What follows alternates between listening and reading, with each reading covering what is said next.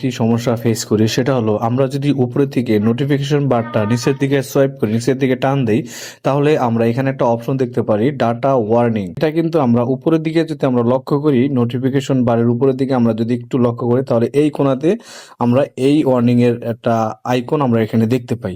এটা কিন্তু অনেকের কাছে একটি বিরক্তিকর, অনেকে এটা পছন্দ করে না যে উপরে এটা থাকবে। আর উপরে যদি ওই চিহ্নটা থাকে তাহলে আসলে দেখতেও কিন্তু খুব বাজে দেখা যায় যে আসলে আমার ফোনটা কি হলো।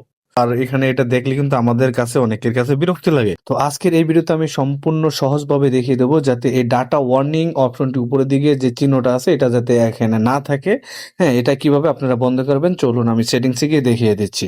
এটা বন্ধ করার জন্য উপরের দিকে নোটিফিকেশন বা নিচের দিকে সোয়াইপ করবেন। নিচের দিকে সোয়াইপ করার পরে আপনি উপরের দিকে যে অপশনটা দেখতে পারবেন ডাটা ওয়ার্নিং, জাস্ট এখানে একটা ক্লিক করে ধরে বসবেন।